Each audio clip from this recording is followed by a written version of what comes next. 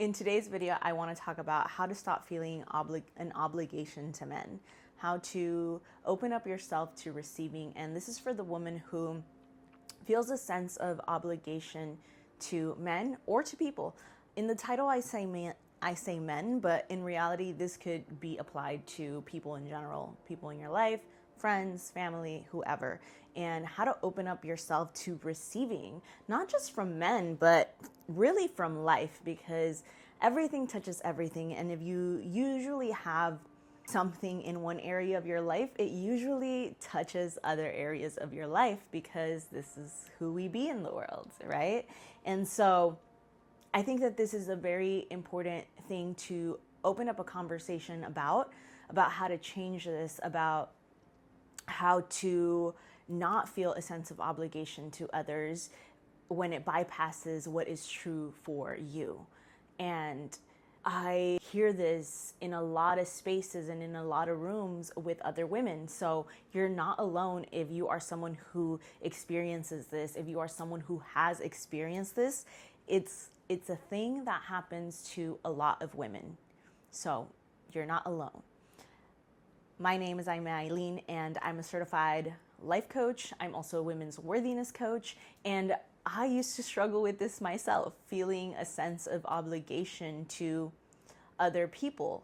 If I received something from them, if I allowed them to give me something, having this belief that no one gives anything just to give it, no one gives something for nothing. And so this constant feeling of, if I allow myself to receive, it felt like a taking. And if I did that, then now I owe something in return for that. And that is not true. That is not true at all. And it's something that is a really icky and crunchy texture and sensation to live your life with, especially when you want to become a woman who opens herself up to receiving, which I believe the feminine really, really yearns for and desires and actually is. So I just really want to speak on this so that it can help you navigate, and so that you can liberate yourself from this sensation, from this belief, from this idea, so that you can begin to live a life that feels really good, so that you can open up yourself to receiving because it feels really good, and so that you can honor yourself, you can honor when something is a no, you can honor when something is a yes, that you can give from desire and not from obligation, and for you to just know that you don't ever have to give anything that you don't want to give, and so that you can just completely transform your relationships with other people, especially the relationship to your own self. Because at the end of the day, the relationship to our own self is the most important relationship that we have. It's the one that you entered this world with. It's the one that you will exit this world with as well. And so jumping right into that is, where does this belief come from? Where does the belief that nothing is free, that no one gives anything for nothing, that if someone gives to you, then you have to give something back? Like, whose voice is that? Where does it come from? Who told you that story? Do you want to keep this, or do you want to change it? Do you want to transform it? Do you want to live a life without this belief? Do you want to let it go? Are you ready to let it go? So I feel that those are one of the first pieces, because awareness always precedes choice. If you have this belief, and do you want it? Is it yours? Or is it a belief that someone gave to you? And because awareness precedes choice, then we must begin to pay attention where and when this sensation comes up in our lives. So does it come up with men? Does it come up with women? Does it come up in work? Does it come up with our family? Or does it come up everywhere? And again, if one thing appears in one area of our lives, it usually appears in many areas of our lives. So where and when does this feeling, this sensation, this thought process come up in your life? And begin to make note of that. Begin to feel what that feels like in your body when that urge comes up. And as you begin to become aware with which, if you're in this video, then you're probably already very aware. And so when the invitation is to go back in your mind to those places, to maybe the most recent time that you felt this sense of obligation to do something that maybe you didn't want to do, to give something that maybe you didn't want to give, whatever that may be, and to feel what that feels like in your body, and to have a lot of self-forgiveness and self-compassion, because some of these patterns are so deeply engraved in us that it's easy to say we had a different choice we could have made, but in a lot of ways at that moment we did not, because we didn't have the tools in order to do that. And it's something that is so programmed in our bodies, in our nervous systems, in our psyche, and it's the easy thing to do. And sometimes we do it unconsciously. We do it before we can even think, and afterwards we think about it, like, why did I do that? Why did I say yes? Why? And a lot of it could be fear, it's just, you have to have a lot of forgiveness and self-compassion for that part of you, because in that moment, you may have not been able to actually make a change, but we can begin to transform this, and we can begin to create change. And so forgiveness and self-compassion, that's going to be your best friend through this process. The next point I want to move into, or this idea, is of self-trust and sovereign choice, and trusting others to have their own back, trusting others to make their own choices. And so knowing that if somebody gives you something, if somebody offers something, if somebody does something for you, whether it's help you or pay for dinner or get you a coffee or whatever it is, spend time with you, then it was because they made a choice to. They had a choice of saying yes, and they had a choice of saying no. And so give people the benefit of the doubt that they can honor themselves, that they can do what is right for them, and don't steal the choice from them. Don't steal that from them, because I think what sometimes is playing out in the background, at least it was for me, subconsciously, of course, is that because we've not honored ourselves, we haven't honored our yeses, we haven't honored our nos, maybe we've given things when we didn't want to give them, maybe so on and so forth, then we have this lack of self-trust that we can honor our boundaries, that we can honor our yes, that we can honor our no, that when we give from desire, we give from a full cup, we give because we want to, not because we have to. And because maybe we don't trust ourselves, then we subconsciously believe that other people don't trust themselves. Or maybe we believe we don't have choice, like we have to do something. Then we believe other people feel the same way. And you have to let adults be adults and give them back their choice. Do not steal their power, because you are stealing their power. Every time you think you have to get something, you have to give something because they gave something. And if you start to honor yourself, your boundaries, your yes, your no, then you will start trusting yourself more, and you will trust other people to have their own backs, because you have your own back, and you know that everybody at the end of the day has choice. How do you begin to do this, to have this choice? Start to practice in low-risk areas, low-risk environments. Start to practice in, maybe when you get your coffee order wrong, you ask for it to be made right. Maybe when you don't want to go to dinner with your friends, you say, I don't want to go to dinner with my friends. You get to honor when something is a yes, and you get to honor when something is a no. And just notice every time you don't do that, and forgive yourself for it, but practice. Or if you said yes, it's not too late. You can change your mind. Begin to change your mind. And a lot of this of creating self-trust and honoring yourself and goes back to inner childhood work, which I'm going to make a separate video on, because I think that I believe that inner childhood work is really one of the fundamental pieces of creating internal safety. And a lot of times it's our inner child who is not feeling safe. She doesn't feel safe to use her voice. She doesn't feel safe to say yes. She doesn't feel safe to say no.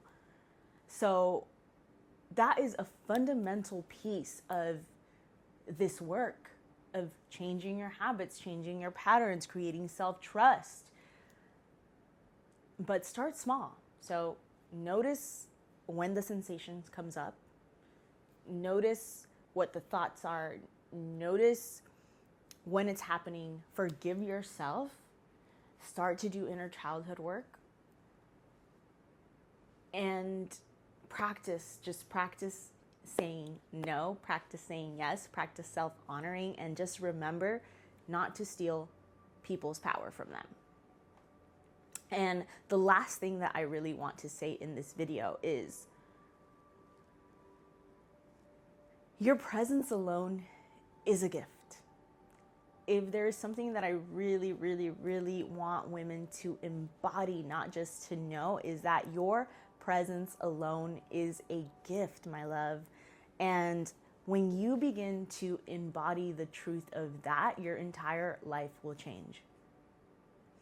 And what is embodying something, right? Because you can know something and doesn't necessarily mean that you live as that you carry the energy of that. It just means that you know it. You know that, okay, well, my presence is a gift, but maybe you don't actually feel that way. And so you don't show up to life that way. And so you have to begin to embody and feel in your body what that is like. And so do a 2 to 5 minute practice, a stillness practice where you close your eyes, you begin to breathe into your body, you notice what is happening in your body. And you begin to feel what it would feel like if you walked into a room, or you went on a date, or you went out to dinner with your friends, and you carried the energy in your body of, my presence alone is a gift. My heart is a gift. Who I am, just the way I am, in this moment is more than enough, and it is a beautiful gift, and people want to see it and experience it and they want to feel you. They want to feel that. The truth of who you actually are in this moment is a gift. And if you're not connected to your body, I have a 12-minute body sensations meditation that will help you to begin to drop into your body, to begin to feel what is happening in your body. And I will link it in the description box. And just begin to get familiar with what it feels like to be in your body, because when something is an felt experience in the body, then it is a reality. We have to feel something for it to be real. We cannot just know it. And that is one of the most important pieces. Like, if you can just drop into your body and embody that, everything will change. Everything will change. Everything changed for me when I really embodied the truth of that, of my presence alone is a gift. And my love, it is, because there's no one just like you in this world. We are all so unique and special, and there's nobody in this world who is exactly like you in every single way. And so you get to own it. The truth, it is the truth that your presence is a gift. And the more that you put that out into the world, carry that energy, the people who believe that and feel that and want more of that will be attracted into your life. Which is another thing I want to touch on, is that I'm not going to invalidate the experience that you probably have. Some experiences where you have felt the energy of, whether it was men or other people, of, well, I did this for you and now you owe me something. Like, that is a real experience, and it is a real experience that I've had in my life in the past when I struggled with this.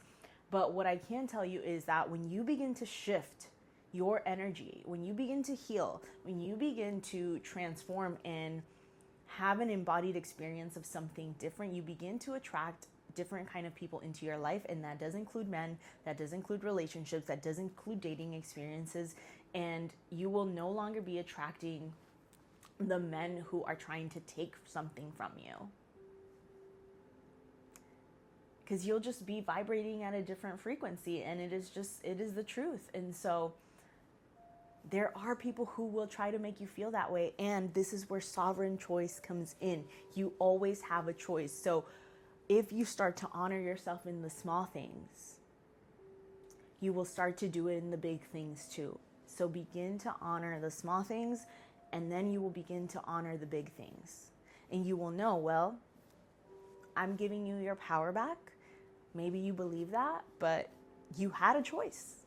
You chose to give me this. You chose to take me on a date. You chose to spend time with me. You chose to help me, right? It was a choice. And so your choice is to honor that something is a no for you, and that you don't have to give anything that you don't want to give. And look at the areas where you give to get something. Like, where are the areas where in your life where you are giving to get something? And start to give those things to yourself. So if you're giving something from a place of, I am giving this so that I can get this, whether it's love or acceptance or being liked, or in the future they'll help me, then you have to stop doing those things. I'm not saying you have to stop giving, but give from a place of really wanting to give, and honoring when you do want to give, and honoring when you don't want to give. This goes back to practicing because if you're giving to get something, you're not in integrity and you're not honoring yourself. You're hooking to something outside of yourself. And so learning to meet your own needs, learning what your needs are, and then learning to meet them. And learning to self-love, self-validate, and knowing that the people who are meant to be in your life will be in your life. The people who are meant to like you will like you. People who are meant to love you will love you. And you don't have to exchange something for love, or to be liked, or to be accepted. The body is where we become liberated. Embodiment is living as the gift. And there's something I want to touch on if you're in here because of the man piece, the relationship piece, the dating piece, is that the feminine is nourishment to the masculine. And knowing that your presence and your energy is enough in the space. Like, the masculine is nourished by that. It goes back to your presence being a gift, that being enough. Like, own that. Own how beautiful that is, that your energy is a gift, and it's nourishment to a masculine man, a masculine being. And so I just wanted to throw that piece in there, because it is, when you embody that, it's just like knowing that that is a gift of nourishment, and it's so beautiful. The body is where the real transformation happens. So I hope that you will go on a journey of getting really in tune and in touch with your body. And I'm going to create some videos on this that dive a little bit deeper, because I truly believe that this is where the real transformation happens. It happens in the body. I've seen it in my own life. I've seen it in the life of my clients. I've seen it in the life of the women groups I hold and the ones that I've been in, where the body is where the liberation really happens. This is where the change really happens. You can only talk about something for so long, but when you do the work around the body, that is where true transformation happens. So I love you. Until next time, I hope that something in here resonated with you, gave you hope, gave you a tip that you can follow.